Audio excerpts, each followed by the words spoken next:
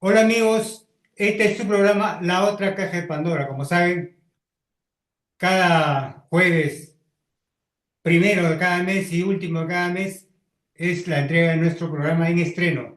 Por supuesto, ustedes lo pueden ver cualquier momento que ustedes dispongan, tengan tiempo y tengan ganas de saber sobre peruanos que hacen fotografía. En esta ocasión, nuevamente, con un fotógrafo de larga trayectoria.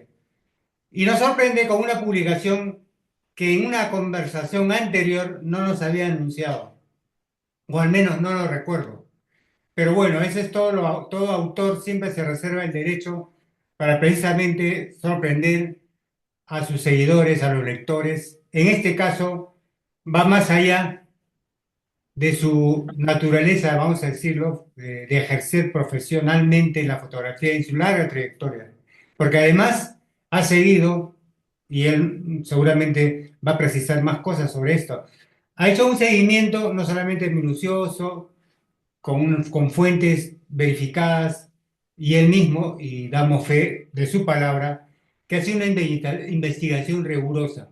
¿De qué se trata? Se trata precisamente a partir de los restos arqueológicos que nosotros a veces comúnmente probablemente no le demos el valor, pero en su caso, doblemente, no solamente de su condición de fotógrafo, sino documentalista. Pero además de ello, intuyo, no me lo dijo, pero por las fotos que me ha enviado para compartir, creo que ha pasado la línea, esa línea que a veces a muchos de nosotros no nos atrevemos. Digo, una línea donde la profesión se involucra mucho más allá a partir de la pasión, sino también la búsqueda del conocimiento a través de cierto tipo de racionalidad. Pero esta racionalidad es estrictamente, como dice Yanajaka, andina. De eso se trata. Hablar de huacas, versión quechua y su, digamos, de cómo se denomina cada uno de estos puntos que nos va a explicar, pero sobre todo, creo yo, el valor de sumar un elemento importantísimo para nuestro sentido de identidad, recuperarnos o reconstruirnos a partir de ese ADN que a veces está extraviado en parte de nuestra historia, o olvidado, y en otros casos, y eso creo que es lo más importante, ha sido recogido en las formas no solamente orales, sino sobre todo en la expresión cultural, lo que nosotros llamamos a veces folclore, a veces llamamos ancestrales, en fin. De todo esto nos va a hablar, no es un arqueólogo o es un aficionado, no lo vamos a calificar en el sentido, pero seguramente los que vean y escuchen, probablemente digan eso, pero él nos va a aclarar todos estos dilemas, de esas preguntas, inquietudes, cuando estamos hablando con un fotógrafo, pero ahora vamos a hablar sobre arqueología, antropología, fotografía sobre todo. Bienvenido nuevamente a este programa, a este espacio, La Otra Caja de Pandora, Ernesto Jiménez, más como, conocido como Yana Jaca. Buenas noches, amigo. Buenas noches. Sí, Juancito, estoy dispuesto a absorber las preguntas en base a la información previa que te he dado del libro que he publicado, que se llama Huatayupana, Calendario Inca. Sí, Sí, háblanos de ese proyecto, ya no proyecto, sino realidad. bueno, es una investigación arqueológica, histórica, lingüística y también personal, fotográfica, que he estado llevando a cabo durante muchos años, ya exceden los 10 años, pero al principio con una cierta timidez y luego ya con una cierta dedicación y vocación, pero que básicamente significa el rescatar del pasado la manera de ver el mundo y la manera de contar el tiempo y la manera de poder ubicarnos nosotros en el medio de una cultura en la cual estamos, pero rescatando sus valores. Es eso, más o menos, ¿no? El camino sería, para empezar, rescatar pues nuestra historia, saber de qué se trata cuando hablamos de huacas. Hay alguna gente un poco ignorante que dicen, no, las ruinas, pero no son ruinas, son restos arqueológicos. Las están arruinando o están en estado ruinoso, pero no son ruinas, son monumentos arqueológicos. Lo segundo, por ejemplo, es en la cuestión de idioma. Mucha gente habla de cultura andina, de que soy inca, de que soy esto, soy por aquí, por allá, pero no saben ni una sola palabra o harán pues 5 minutos de runasimi, ¿no? Mal llamado quechua. Y ahí nomás, ese es el rescate que tenemos que dar, no solamente de la historia, sino también de nuestro idioma. Y seguidamente el rescatar también el significado de esos restos arqueológicos. Cada lugar arqueológico, cada huaca que le llamamos nosotros, tiene una determinada utilización anterior y tiene también un significado. Si nosotros no investigamos esas cosas, vamos a tener pues un artefacto nada más, pero no el manual de uso, llamémoslo así. Como es en el caso, por decirte lo más conocido, el caso de la yupana, ¿no? La forma de sumar, restar, multiplicar, hacer divisiones, que solamente tenemos ese dibujito, ese artefacto, pero no tenemos el manual de uso. Sobre eso hay una investigación de un montón de gente que ha estado haciendo, ¿no? Pero bueno, estoy más próximo a quizás si me orientas con tus preguntas en base a lo que sabes o desconoces y podamos conversar para que el público se entere. ¿Te parece? Tienes toda la razón, Máster Ernesto, pero, hay cosas que hay que compartir también, ¿no? La gente que está viendo el programa probablemente se entusiasme y diga, uy, de la Jaca tiene un libro, ¿en qué librería lo puedo comprar? Esta es una editorial que ha publicado efectivamente publicaciones de Ernesto y que vamos a compartir para que ustedes sepan. El IVA Press se llama la editora. El IVA Press que está en Moldavia. Moldavia es un país que está al norte de Ucrania, frente a Letonia, Estonia y Lituania, que son tres paisitos chiquititos de lo que era la Unión Soviética. Y bueno, es por lo que he averiguado, ¿no? Es el lugar donde nacen cuentos como, por ejemplo, El gato con botas, donde nace Frankenstein, donde nace también Drácula, etcétera, etcétera. Tiene un montón de historia así mítica. Y bueno, ahí también tienen una imprenta, una impresora que se llama Eliva Press. Ellos son los que se interesaron en imprimirlo, ¿no? Luego de yo estar acá años tratando de hacer que alguna de las editoras se interese en este proyecto. Solamente encontré Lo que nada más estamos, que apoyo, lo que estamos me decían un montón. compartiendo, Ernesto, lo que estamos compartiendo ahorita son precisamente otros títulos que esa editorial ha publicado. Son diferentes áreas del conocimiento, ¿verdad? Estos son algunas de ellas de esa misma editorial. Y la que viene, obviamente, es de autoría de Ernesto Jiménez, que es motivo de esta conversación. ¿Qué otras cosas, vamos a decirlo, compone o forma parte de este texto que los interesados pueden adquirirlo vía internet y el costo está a $64.5? Imagino que la modalidad de venta, de alguna forma, si se conectan, no sé, si se conectan contigo, puedan verlo de forma más directa o solamente es por la página web, Ernesto. Bueno, en principio yo preferiría que sea a través de la página web de ellos, porque si me conectan conmigo, quizás de repente puedan obtener un descuento, pero eso se va a aumentar con el traslado, ¿cómo es el shipping que se llama, ¿no? El costo de los envíos, ¿no? Entonces saldría un poco más caro.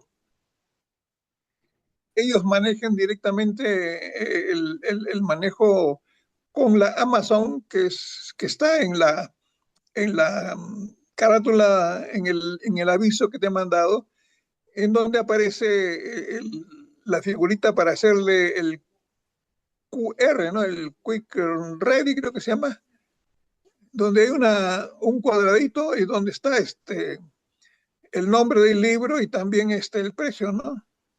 Sí, Esas son algunas de las fotos que, que van a salir. En la publicación del libro interna son 221 páginas, donde tiene abundantes fotos, más de 180 fotos, y donde tiene también cuadros, estadísticas, etcétera, etcétera, ¿no? Entonces, hay, vamos hay, hay un, hay a un ir. aviso donde específicamente está el nombre del libro y también está eh, el logotipo QR. Es cuadradito que tiene un montón de cuadraditos, es un cuadrado que tiene un montón de cuadraditos en donde figura también el precio. No sé si lo tienes a la mano, pero en todo caso en algún momento lo encontrarás, ¿no? Sí, Pero sigamos hablando sobre el libro, que es lo importante, creo. sí. Ernesto, empecemos por el título. Dice Calendario Inca. Un Sí, breve resumen para seguir el resto de temas que componen. No, no vas a poder desarrollar realmente todo el contenido, pero sí algunos aspectos que consideres importantes, ¿verdad? sí, dime, dime, te escucho. Huata Yupana, ese es en quechua. ¿Qué decir directamente su traducción en castellano, calendario inca, o es de una forma muy reducida que signifique en Bueno, castellano?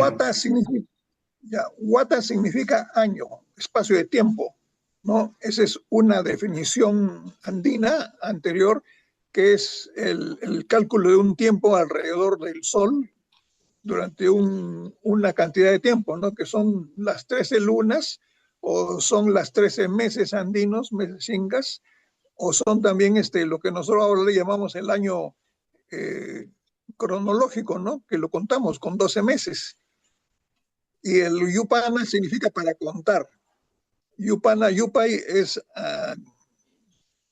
contar y yupana sirve para contar. Eso significa guatayupana.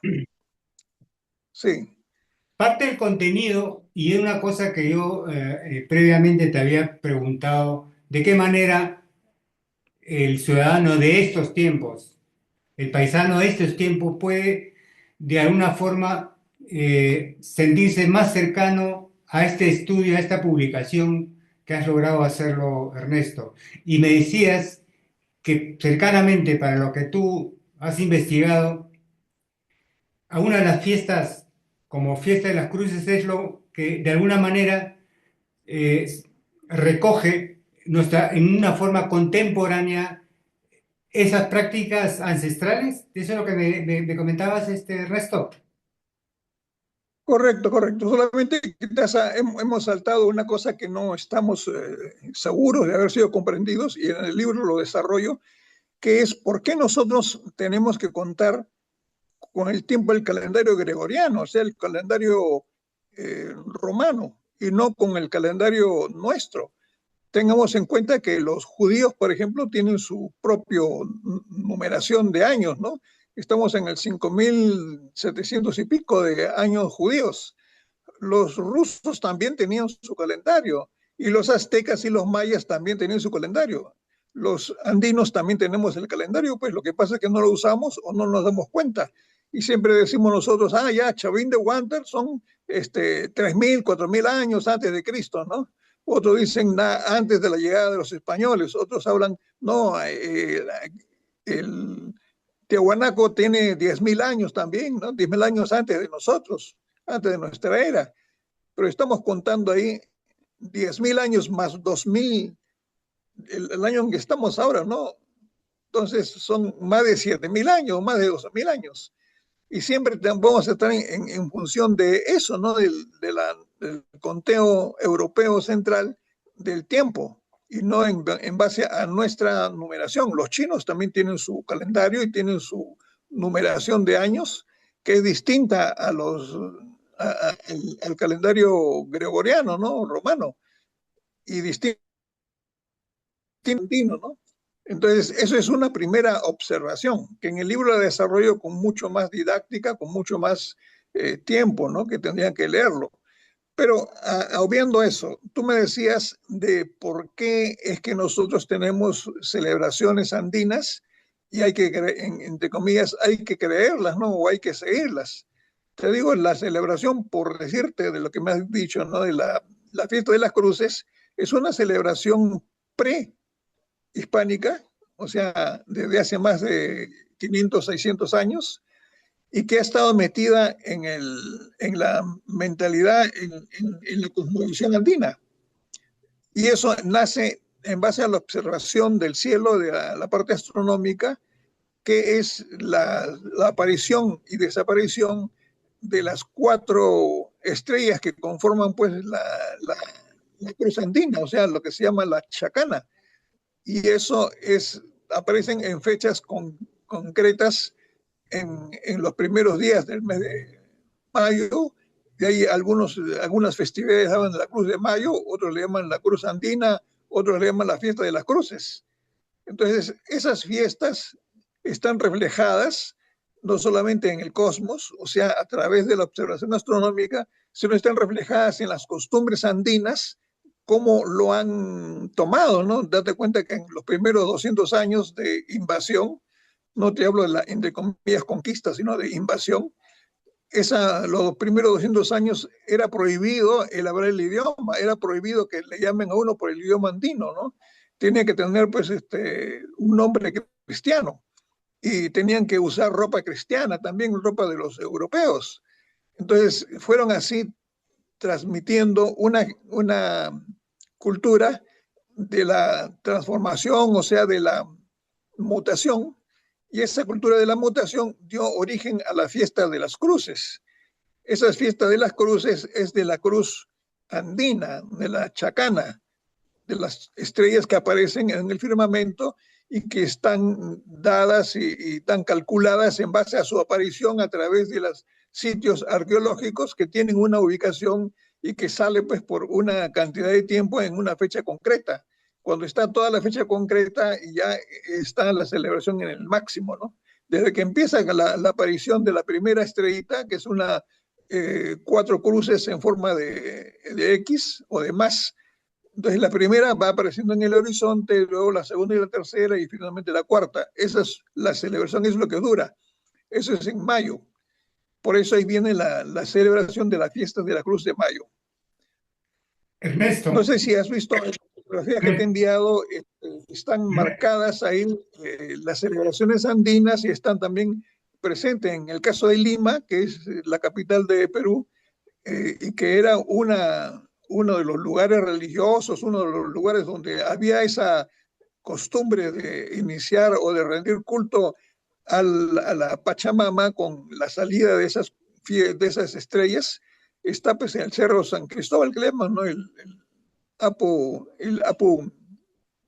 Uchaco, ¿no?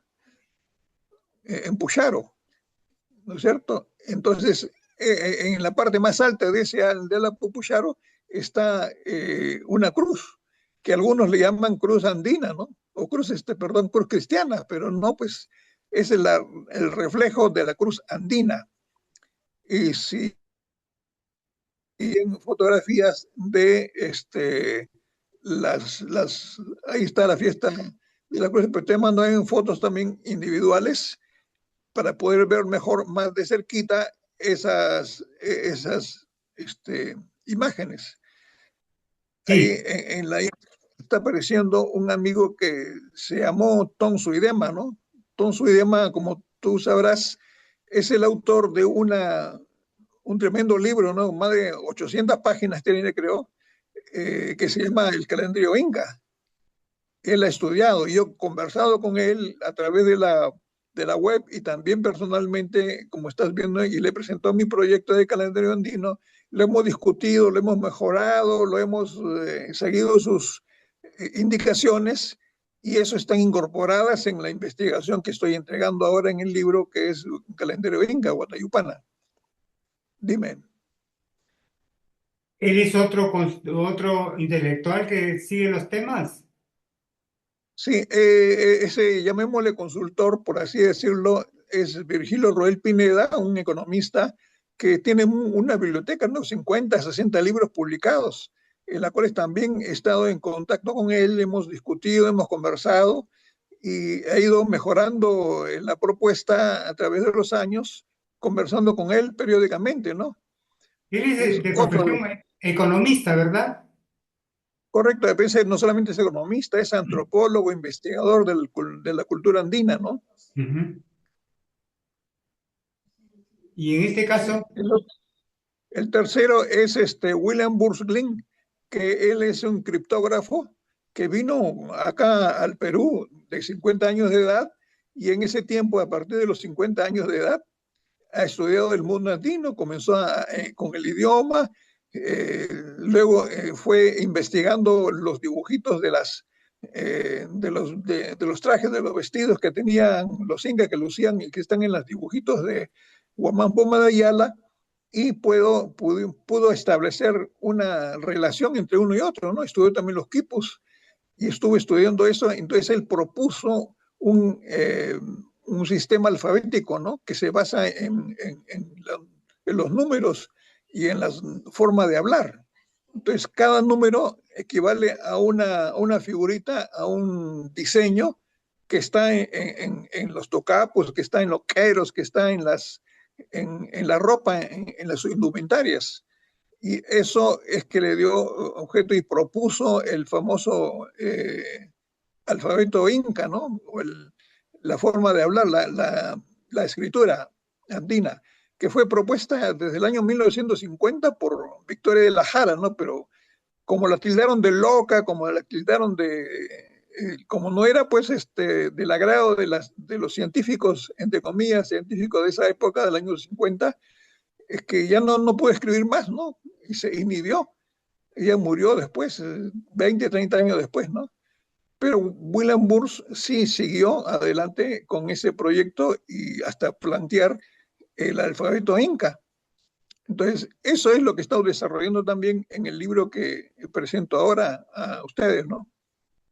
esto, lo que Y acabas de comentar último, me hace recordar cuando aparece, digamos, la descubridora en la línea de Nazca y, y en realidad estuvo, no le prestaban la debida atención como ella prestó atención a la línea de Nazca, ¿no? Y ya luego, mucho después, y ya con los años, en realidad se ha dado puesta en valor no solamente su memoria a ella misma, sino, digamos, el mismo trabajo desde la institución pública, como es el sector de cultura. Y ahí te quería preguntar, de las huacas que has recopilado, has investigado, todas ellas están, digamos, registrados como, o al menos considerados como patrimonio cultural del país por el sector Ministerio de Cultura.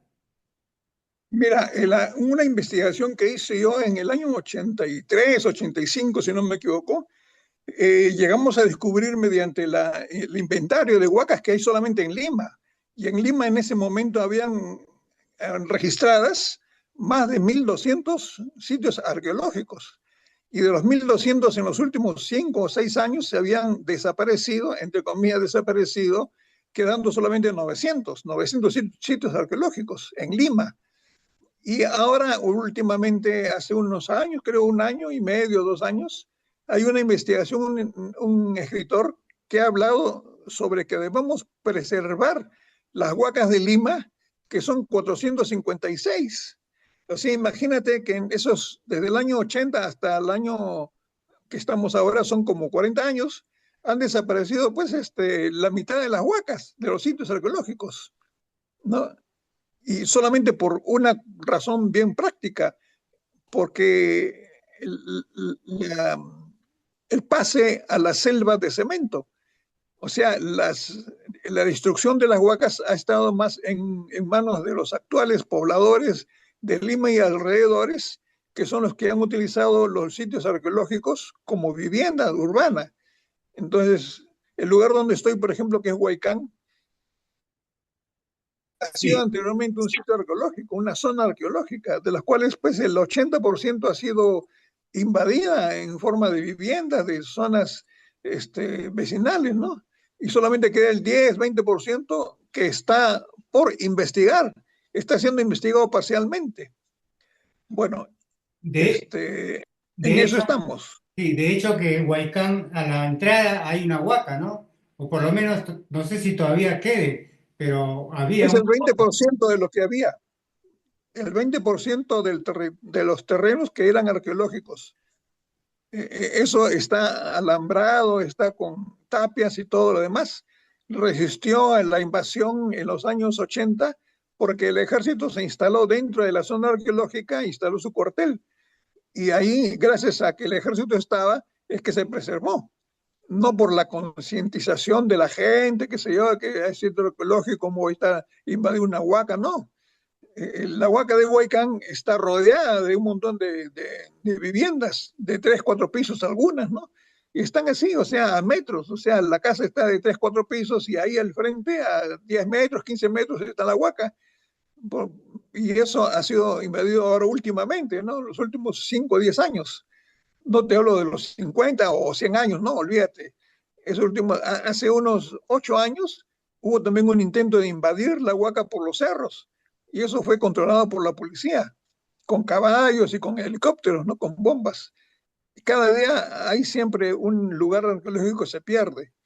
Y en Lima, por ejemplo, no se pierde tanto porque, no porque tengan mayor conciencia, ¿no? Sino porque ha sido privatizada la Huaca o ha sido, llamémosle, lotizada y que, entre comillas, está defendiéndola, sea el Instituto Nacional de Cultura, sea el municipio de la zona, o sea esto de algunas asociaciones de investigadores, ¿no? Te digo, por ejemplo, el caso más, llamémosle notorio, es la Huaca Pugliana, que está en Miraflores, o la Huaca Guayamara, que está en San Isidro. Pero si vamos nosotros a lugares como Pueblo Libre, que tiene un montón, 10, 15, 20 lugares arqueológicos, están cerrados y están prohibidos de entrar, o sea, no están en funcionamiento, no están al alcance de la gente y la gente no sabe pues de qué se trata, qué tiene al costado una huaca, para qué sirve, de qué significa, ¿no? Otro aspecto más, un poquito más dramático es en Pueblo Libre, ¿no? Las límites de Pueblo Libre con Lima y Breña, que está en la huaca Mateo Salado, que ha sido también utilizado durante mucho tiempo como campo de fútbol, para hacer pachangas, chinganas, ¿no?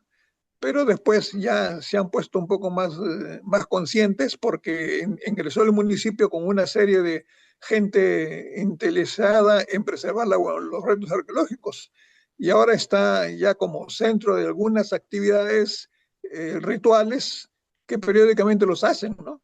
Por eso es que se preserva.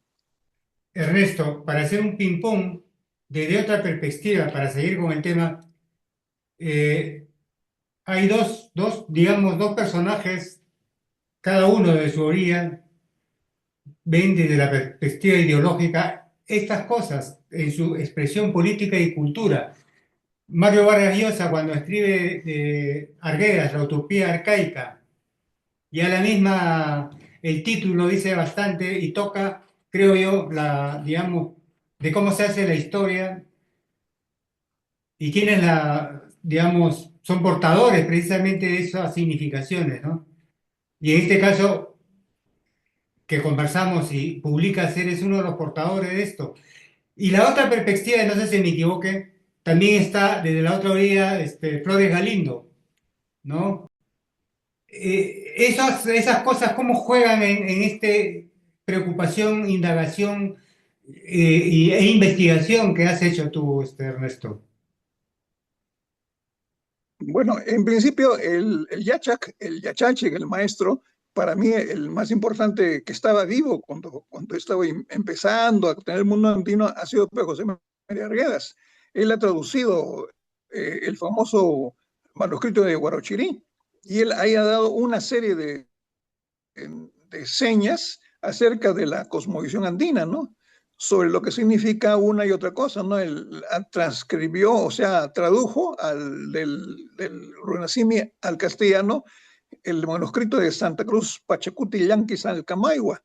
Entonces, en base a esa visión, es que he comenzado yo a indagar más y más y más. Desgraciadamente, pues, José María Arguedas dejó de existir por su propia voluntad y son otros llamémosle los maestros que me han estado guiando en el camino, ¿no? que son los que te dije, ¿no? Virgilio Roel Pineda, William Burns Glynn y también Tom Suidema. Entonces, con ellos hemos estado en conversación directa, así, palabra por palabra, frase por frase, dibujito por dibujito, me han estado corrigiendo y me han estado otro de los famosos, llamémosle así, maestros para mí, han sido pues un yachachi que vivía acá cerca, ¿no? En cerca de Huaycán. Bueno, pues Leo Casas Bayón. Él también tenido reuniones con él, ¿no? Y él iba a prologar el libro que Leo Casas Bayón, como estaban mencionando, prologar el libro que estoy presentando ahora, Guatayupana, pero desgraciadamente estaba ya bien enfermo y falleció sin poder tener yo la opción de tener un prólogo, ¿no? Entonces lo publiqué así nomás con algunas palabras mías y eso es lo que estoy ofreciendo ahora, ¿no? Como estamos viendo, el resumo, el conocimiento de un montón de gente importante, no solamente ellos, sino muchos otros cuyos libros los he mencionado y están en la bibliografía adjunta, ¿no? En el libro, que son un montón.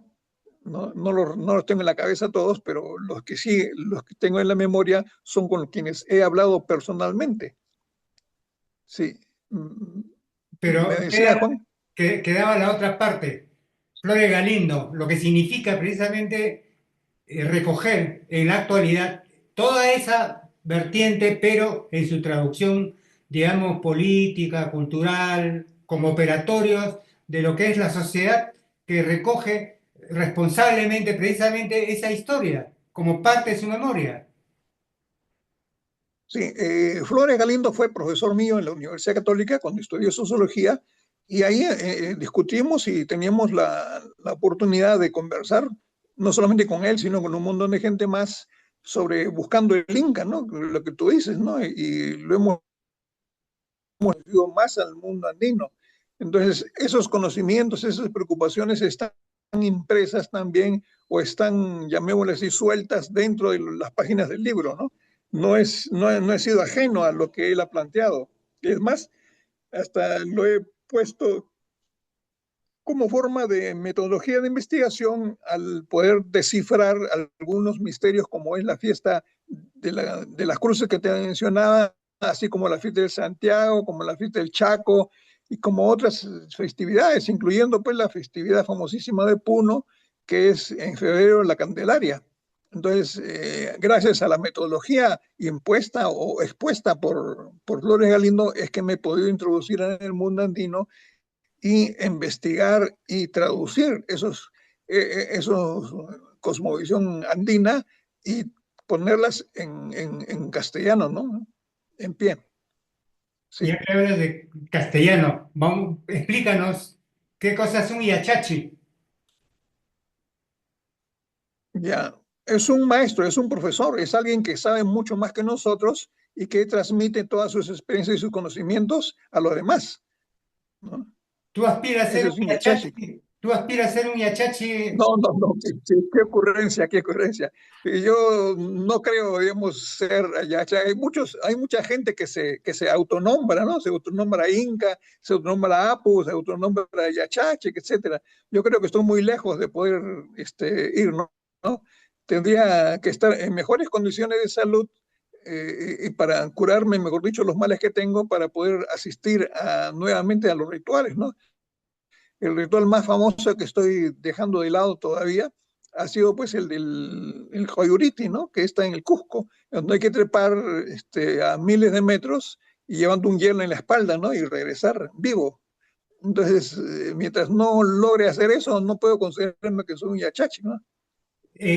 Aprovecho esto precisamente que yo en ocasión anterior te pregunté precisamente que una de las festividades que tiene un nivel de convocatoria distinta, tanto de composición y la dinámica, a las otras festividades, porque en las otras festividades hay bailes de otra naturaleza, digamos, danza, folclorismo, colorido, todo, hay mucho licor, en fin. Pero en la festividad del Señor de Coyuriti puede haber danza, hay comunidades de diferentes extracciones sociales, incluso de étnicas, pero en toda la festividad no se toma ni una copa de alcohol y se castiga al que se le descubre. Pero a lo que voy fundamentalmente es esto, ¿no? Lo que tú acabas de decir, que está por, digamos, un material de trabajo en proceso, eso es lo que acabo de entender, ya que la festividad de Koyuriti, como otras festividades religiosas, precisamente se realizan entre mayo y junio, que son fechas simbólicas también para el cristianismo, ¿verdad? Bueno, en principio las fiestas andinas han sido disfrazadas, ¿no? Para poder subsistir en esos 200 años de invasión, en las cuales, pues, imagínate cómo habrá sido esa época si hoy en día, en los años 80, que tú has estado participando junto con nosotros, hemos estado correteando por las calles los problemas, búsqueda de senderistas o de comunistas o de terroristas. Basta que uno tenga un libro de tapa roja o una bandera roja, un trapito rojo, ya pues era metido preso y torturado y desaparecido, ¿no?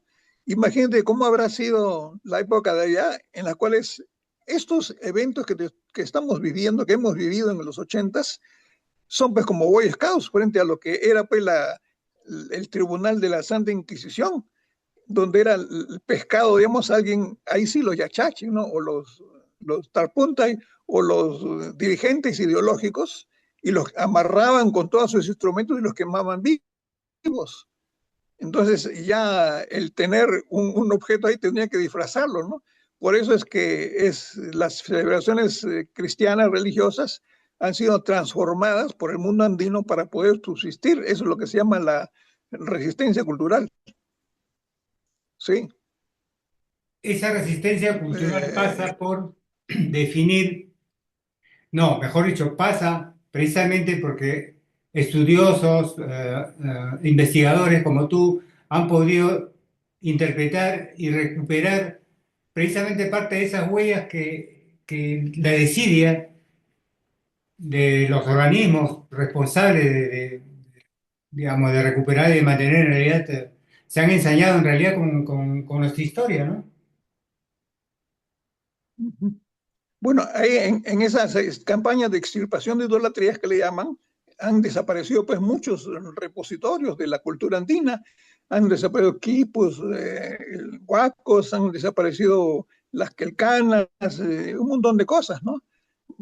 Entonces, los que estamos recorriendo e investigando son los restos, los residuos, lo que quedó, lo que no pudieron ocultar, ¿no? Inclusive es más, en los restos arqueológicos también no han destruido Machu Picchu ni tampoco en el Cusco el famoso el Coricancha, porque las piedras son demasiado grandes, ¿no? Imagínate cómo se han reconstruido con las mismas piedras del Coricancha el templo católico, ¿no?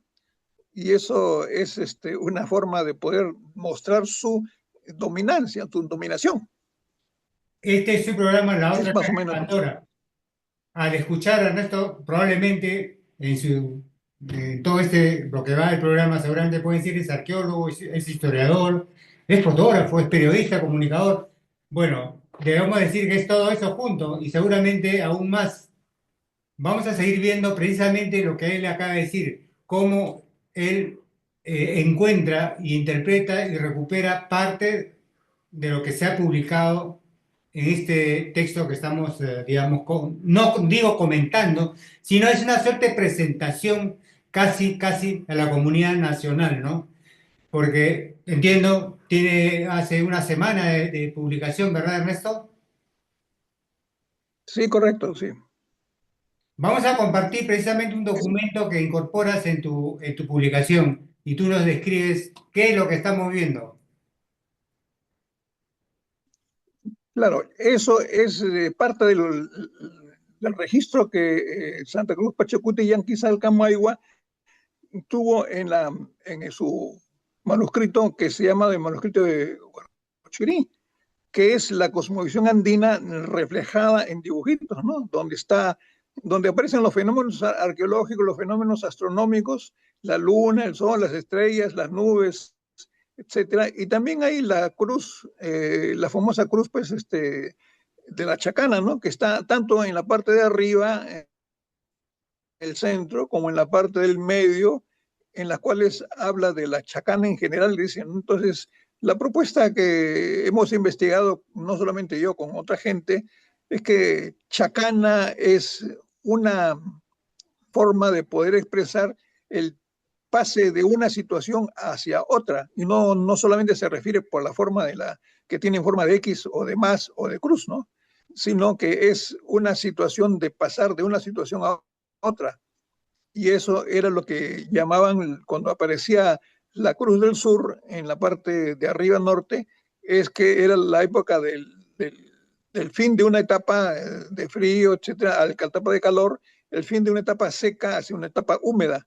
Entonces, es eso lo que está marcando el cambio, ¿no? Y esas son las fechas astronómicas de la celebración de la famosa, entre comillas, fiesta de las cruces, o la fiesta de la chacana, o Ernesto, lo que le llaman ahora últimamente chacana ranking. Sí. Ernesto, pero también esto coincide con, digamos, la formación política del incanato, o sea, los cuatro suyos. Bueno, la cosmovisión significa la forma de ver el mundo, ¿no? Y la forma de ver el mundo nosotros la hemos interpretado, bueno, no solamente nosotros, sino nuestros ancestros, la han interpretado a partir de las cuatro estrellas en forma de cruz, ¿no? Y que eso indica una partición del mundo, un reparto del mundo, como también una forma de encontrarse, ¿no? Hablando del Tahuantinsuyo, significa la reunión de los cuatro lugares de la Tierra, del mundo, y que se da. Ahora nosotros hemos sido invadidos por una cosmovisión europea, en la cual ellos no tienen las cuatro cruces como una forma de ver, sino tienen una sola cruz, unipolar, ¿no? Que es la cruz del norte. Entonces, esa cruz del norte acá nunca la hemos visto porque está evidentemente en el norte, si somos del sur, y que ellos tienen esa visión también, o esa cosmovisión, los norteños o los occidentales, que es uno solo, un solo Dios, un solo rey, un solo emperador y una sola tierra, ¿no? Que era la que conocían Europa. Entonces, con esa cosmovisión han venido aquí, han invadido y se han encontrado con la visión de nosotros, que son el Tahuantinsuyo. Entonces, evidentemente, pues en la pelea han habido imposiciones, han habido supresiones y han habido transformaciones. Entonces, a partir de esa lucha de 200 años, ¿no? Es que se ha logrado rescatar las fiestas que te estoy mencionando. Una de ellas es la chacana, ¿no? La chacana Raimi, o la fiesta de las cruces. ¿Sí? Dime, Juan. Esta es la versión más tangible, materialmente hecho que existe. ¿Dónde se resguarda esto? Mira, esta es una reproducción en latón, no en oro, sino en latón dorado, o sea, pintado pues en aerosol, afeites, y que se luce dentro del Coricancha. Y que yo le tomé fotografías, evidentemente, a esto, porque era la reproducción del dibujito que anteriormente hemos visto, ¿no? Y cuando eso lo ha visto los historiadores, los cronistas andinos, sabían de que ese dibujo estaba en lo que ahora le llaman equivocadamente como el altar mayor del Coricancha, que era pues una ritualidad, era una representación gráfica, pero en oro, ¿no? Y eso evidentemente pues los españoles, los invasores, lo han saqueado y lo han convertido en lingotes y lo han mandado a España, ¿no? O sea, lo que sí quedó fue el dibujo de Pachacuti, el escritor andino, el cronista, y que se ha rescatado y se ha puesto pues en forma gracias al trabajo del Instituto Nacional de Cultura actual, ¿no? Esa es una reproducción. Es como la reproducción del famoso Tumi de Íllimo, que fue robado también por un drogadicto, un borracho del museo de acá de Pueblo Libre, y lo hizo leña, lo hizo pedacitos. Y eso lo llevaron pues tratando después que apresaron al ladrón, lo trataron de reconstruir pero no lo pudieron reconstruir, lo llevaron a Alemania, todo, y entonces los alemanes dijeron que eso es imposible reconstruirlo, así que lo único que queda del Tume de Illimo son las fotografías, nada más, es lo único, no existe el Tume de Illimo ya, como tampoco existe esta, entre comillas, altar mayor del Coricancha, Digamos, pero lo que ¿sí? estamos viendo, que dice que es hecho de un latón, es contemporáneo, no es de época. No, no, no, ni hablar. Si fuera, imagínate que cómo sería eso de oro, ya, cuántas manos han pasado en 300 años, y ahora como estamos viviendo en la época de la República, pues si alguien se entera de que es un latón de oro, iba a estar por ahí. No, pues, no seamos ilusos, ¿no? Hay que ser realistas. Este es realismo puro, Ernesto, la fiesta.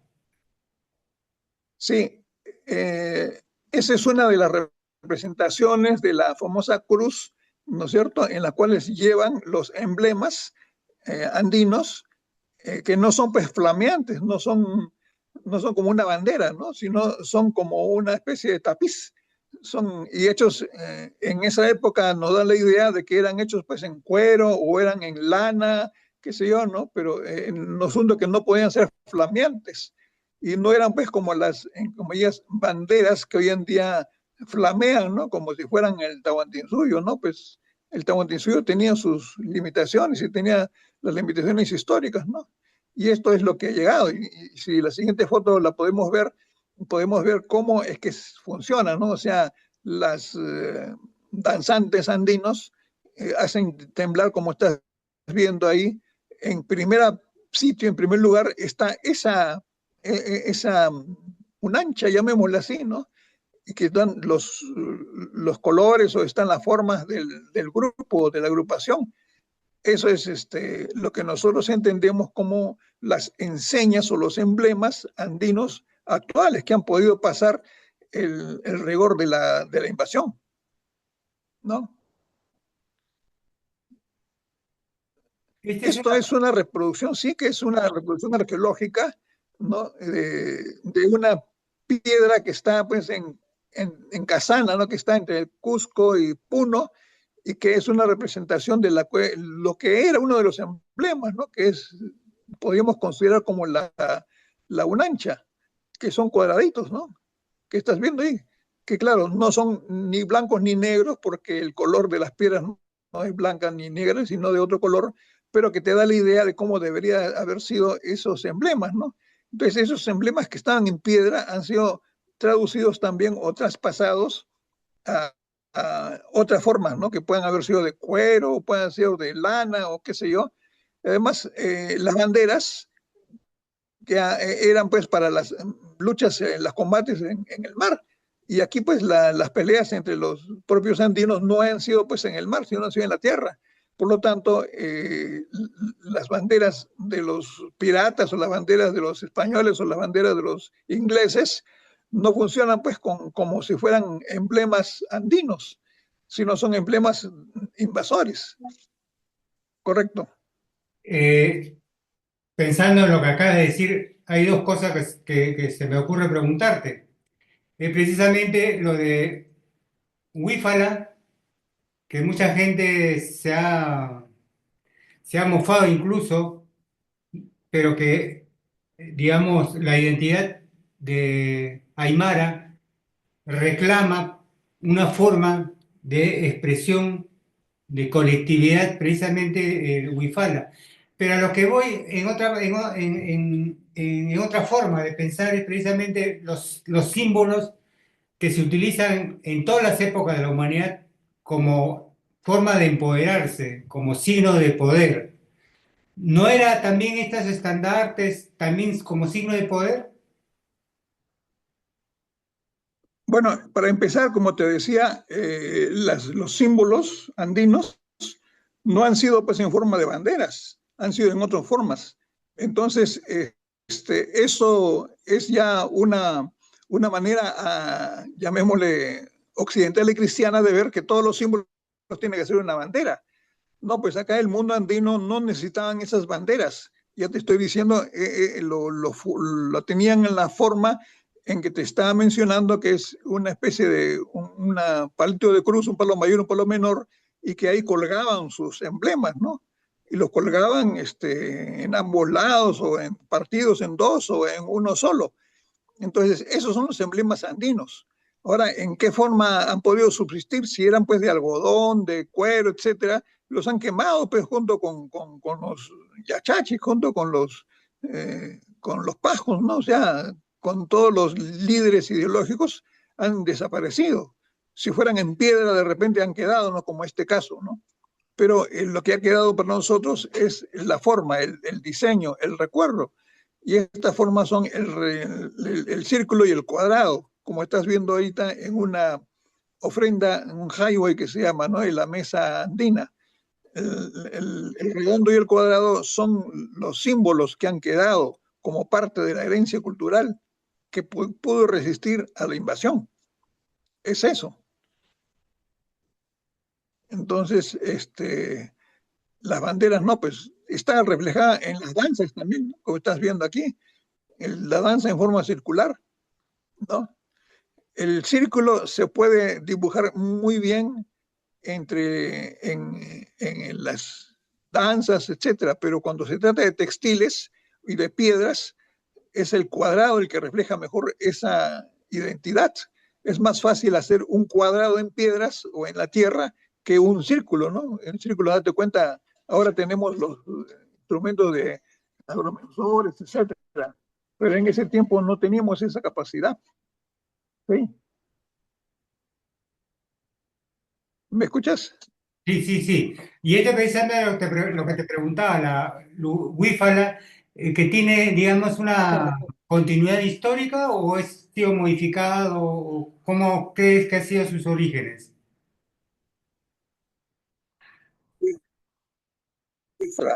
La huifala es lo que se llama el, el símbolo que han hecho en la resistencia, pues en el año 1920, 1930, los famosos indigenistas peruanos, y que han creado, pues, han creado esta famosa bandera que se llama ahora huifala, ¿no? Que son largas. Pero la unancha es lo que tú estás viendo, que son cuadrados, que son la herencia a partir de lo que eran los emblemas andinos, ¿no? Que son cuadraditos. Entonces, las banderas cuadradas sí son más propias del mundo andino, ¿no? Que las banderas rectangulares. Todo lo que es rectangular implica, pues, un desorden del mundo, eh, el desorden del mundo occidental y cristiano. Pero las unanchas son más propias del mundo andino. Entonces, esa es la diferencia, ¿no? Entre lo que es una y otra. La huifala es una creación, digamos, que vendría a ser de los años 20, 30, 1920, 1930, creado por un grupo de indigenistas, y que eso fue creado y después se fue apropiado, entre comillas, por las cooperativas apristas y últimamente por el movimiento LGTBQI, ¿no? Pero las, las emblemas andinos no eran rectangulares, sino cuadrados. Y ese cuadrado proviene pues de la visión que ellos tienen de la perfección, que era pues el círculo y el cuadrado.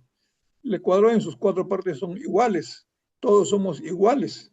Y un rectángulo vendría a romper pues esa igualdad. Entonces el rectángulo de las banderas españolas, orientales o piratas era pues un símbolo anti-andino, ¿me entiendes? Por eso es que no puede ser del mundo andino una huifala rectangular.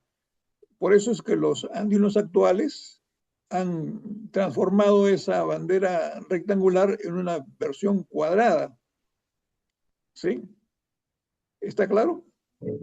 Sí, claro, para mí, pero ¿cómo será para el resto de los que están viendo el programa? De repente nos están diciendo, estos patas están perdidos. ¿Qué dices tú? ¿Estamos perdidos o quiénes están perdidos? Bueno, los que no conocen su historia, pues los pueblos que no conocen su historia son los primeros en desaparecer. Pero los pueblos que conocen su historia y que saben perfectamente de qué se está hablando, entonces son los que permanecen. Y el mundo andino ha permanecido así durante 500 años, ¿no? Oculto, transformado, disfrazado de otras formas, ¿no? Y han logrado llegar hasta nosotros en idioma, en visión, etcétera, ¿no? El que hayamos perdido algunos elementos de esa cultura no significa que hayamos desaparecido. El mismo el escritor, ¿no? Dice, ¿no? Cascaniragni, o sea, somos, todavía vivimos. Eso lo dijo pues a José María Arguedas. ¿Sí? Cuando hablas de ¿Me calendario, entendiste? cuando habla de calendario andino, la gente que está escuchando el programa de repente esté pensando, pues, eh, en eso de los tiempos de cosecha, de sembrío, la fiesta. ¿Cómo es que tú lo entiendes el calendario andino? Mira, para empezar, como te decía, es reconocer las zonas arqueológicas como las que son las ordenadoras del mundo, ordenadoras del caos, y que ellos nos dan el indicio de cómo son las cosas. Es decir, en los sitios arqueológicos, extinción y desaparición de ciertas estrellas, de ciertas épocas del calor, del frío, de la lluvia de todos los fenómenos atmosféricos. Entonces, por eso es que los incas, que eran muy estudiosos de la parte de la naturaleza, han logrado establecer las fechas en las cuales eso se hacía. Y para poder marcar esas fechas, evidentemente que hacían celebraciones, reuniones masivas. Esas reuniones masivas eran pues para poder incorporarse en el mundo, llamémosle geográfico, el mundo de lo que sucede, de las lluvias, del calor, del frío, de la sequía, etcétera, y poder producir alimentos. Entonces, no era por una cuestión mística o filosófica o religiosa, ¿no? Sino era por una cuestión necesariamente útil, es decir, la necesidad de manejar los aspectos agrícolas y pecuarios. Por, por eso es que las fechas están catalogadas, llamémoslas así, como fiestas del agua, como el Kikuchico y el Guarachico, y también como las fiestas de la Avenida de las Lluvias, ¿no? Estamos hablando de fechas precisas en el calendario astronómico y que marcan fechas también en nuestra cultura andina. En una de ellas son pues el Joyaraimi, ¿no? Otras de ellas son también lo que está a punto de celebrarse en estos días, ¿no? Que es la fiesta del otoño, ¿no? En fin, son, como te digo, eso ha sido una recopilación durante décadas, durante varios años, más de 10 años, que he podido hacer para poder establecer o rescatar el calendario andino con sus fechas y con sus nombres. Y los nombres que he podido rescatar son llamémosle, un rescate ideológico y cultural de lo que estamos viviendo ahora, ¿no? Y eso es con la ayuda de los amigos, de los especialistas. Es eso. Este es tu programa, ¿Ya? La Otra Caja de Pandora. Estamos conversando con Ernesto Jiménez Yanajaca. Es un seudónimo que se lo ha ganado a puro trabajo, a puro esfuerzo. Pero ahora, en esta oportunidad, estamos comentando, nos está presentando una reciente publicación suya, la editorial El Iba Press. Para quienes se interesen por el libro de Ernesto, la pueden adquirir vía internet. Obviamente, ustedes ingresen a la página web de El Iba Press y por el momento está a $64.5. ¿Qué más, Ernesto? Además de los brevísimos, rapidísimo comentario del contenido de esta publicación tuya. Además de esto que acabamos de comentar, unos par de breves, ¿cómo se dice? Pepas que tiene el libro que no hemos tocado para despedirnos, Ernesto. Bueno, llamémosle, no sé si son pepas o si son piedras duras, ¿no? Que el tiempo que estuve tratando de hacer la impresión acá en el Perú, en distintas amistades y imprentas, etcétera, me daban condiciones bastante duras, ¿no? Y difíciles, que tienen que pagar pues miles de soles para poder hacer la impresión del libro. En el IVA Press, que está en Moldavia, en Europa, lo estoy haciendo al mínimo costo. Y pues, claro, primero tengo que esperar que se venda el libro para poder yo recibir algo, siquiera un porcentaje mínimo de lo que es la edición, ¿no? Entonces, eso es una experiencia, digamos, ¿no? Que durante años, décadas, estuve tratando de ver interesantes o hacer que la gente se interese por la impresión del libro, ¿no? Pero no he podido ser así. Esa es una de las cosas, ¿no? Otra de las cosas es de que de todo lo que hemos estado viendo, investigando, etcétera, he logrado reunir las versiones, llamémosle populares, es decir, asumibles, entendibles para los escolares, para las amas de casa, para los campesinos, la forma de redactar el libro y de presentar las cosas, ¿no? Que no son de especialistas, pero no son de antropólogos, ni de arqueólogos, ni de astrónomos, sino son de gente sencilla del campo, del habla como nosotros, ¿no? Y que pueda hacer esta, llamémosle, esta reseña la he hecho para que ellos sean los que disfruten del libro. Desgraciadamente el costo que sale es un poco caro para los esto, pero pueden ser comprados por bibliotecas universitarias o por bibliotecas escolares, ¿no? Y ponerlos a disposición de ellos. Me parece que es una forma de poder llegar a la gente a través de la empresa de Moldavia, a través de Amazon. Amazon es la distribuidora, ¿no? Sí, Ernesto, para sí, Juan Carlos. congratularnos, para felicitarte no solamente por el esfuerzo y veo que tienes el mismo ímpetu de un reportero que no se retrae ante los retos. Como digo, en más de una ocasión he dicho, ¿no? Si se envía un reportero es para que cumpla con el objetivo, no que regrese con el primer problema, con el primer, digamos, escollo que se encuentre y se retrae, ¿no? Sino es hasta lograr la nota. Y eso creo que es tu vida, Ernesto. Y creo que es parte de esta publicación, me da esa sensación de que es parte de esa cobertura, parte de ese esfuerzo, tiene un resultado, ¿no? Ciertamente uno no espera volverse millonario, pero al menos la satisfacción de compartir este conocimiento que tienes. Y por eso te decía que si aspiras a ser un yachachi, porque el yachachi efectivamente comparte, pero la forma de compartir está educando, ¿no? Está transmitiendo oralmente toda esa sapiencia que él también ha heredado, ¿no? Eh, yo creo, así como el mundo andino, los nombres de las personas no es que se los ponga uno, sino que se los ponen a uno. Entonces, el nombre de Yanajaca no me lo puse yo, sino me lo impusieron. Desde que era chiquito, en mi familia, en mi casa, me llamaban negro, ¿no? Negro para aquí, negro para allá. Entonces, cuando ya fui a la universidad, yo traduje ese término negro y con ese el término en el Runasimi, mal llamado quechua, era llana. Entonces, como llana, he estado recorriendo por arriba y por abajo una serie de lugares en la costa, en la sierra y en la selva. Y ahí también una, llamémosle, paisana guanuqueña, me dijo, pues tú subes, bajas, te metes, sales, viajas, y qué sé yo, estás como un jaca, ¿no? Entonces, como jaca, ¿qué cosa es jaca? Es un cuy, ¿no? Que el cuisito también recorre por aquí y por allá.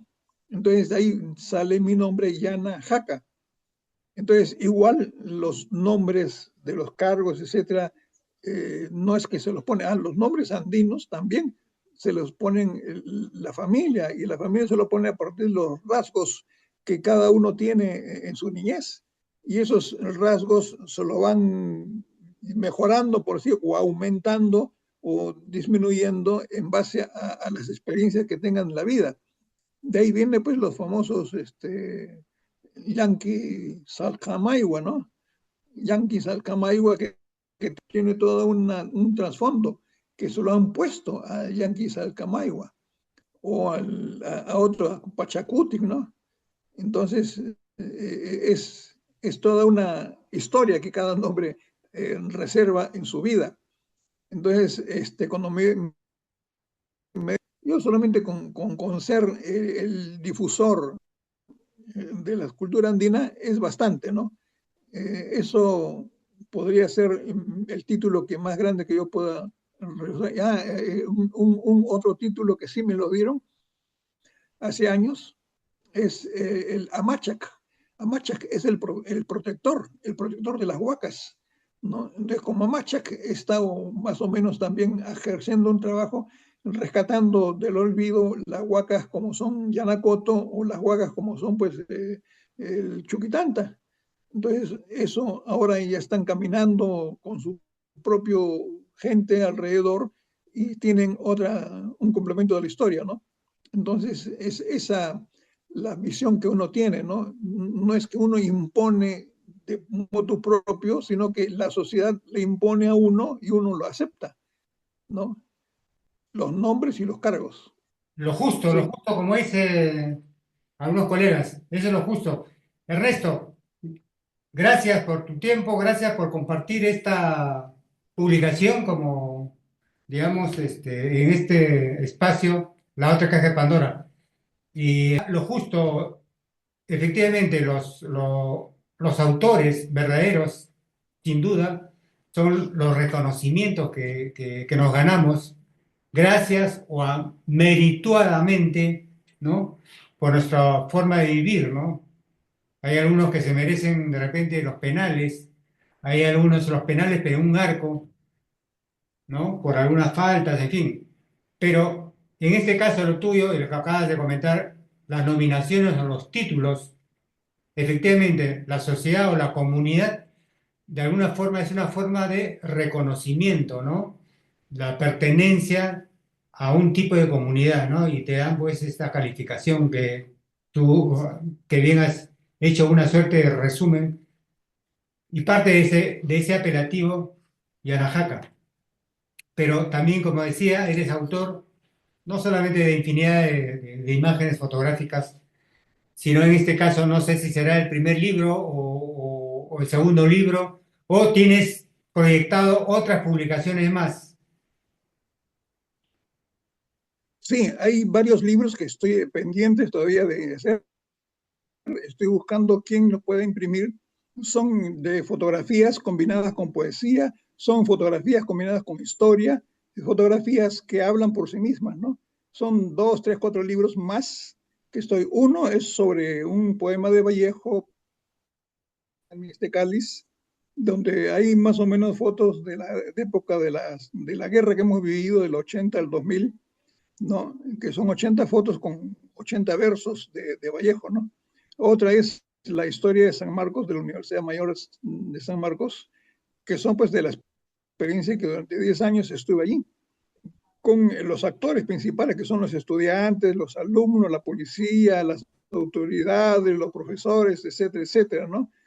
Y también con algunos otros invitados entre comillas, ¿no? Como los mineros, los obreros, ¿no? Que han estado de paso albergados en San Marcos. Y también otras cosas, ¿no? Donde San Marcos siempre ha perdurado, ¿no? Que es el amor, la juventud, ¿no? Entonces esa es la visión que tengo de San Marcos. Otros libros más que tengo son sobre los reporteros gráficos, ¿no? La forma de obtener las noticias en todo su recorrido, ¿no? Y algunas reseñas de algunos colegas, ¿no? En las cuales estás tú también. Otra, otro libro que está pendiente también de hacer es sobre Villa El Salvador, donde yo he vivido también 10 años, ¿no? Entonces ahí tengo fotos históricas, ¿no? Siempre estamos esperando a alguien que se interese en poder proveer los fondos para publicar esos libros. Entonces, espero que no sea tan lejos como Moldavia, sino alguna imprenta un poco más cercana, ¿no? Y en mejores condiciones, ¿sí? Este es su programa, La Otra Caja de Pandoras, las novedades, las proyecciones y el entusiasmo, no solamente de Ernesto, es compartido conmigo y seguramente con muchos otros colegas que están viendo el programa.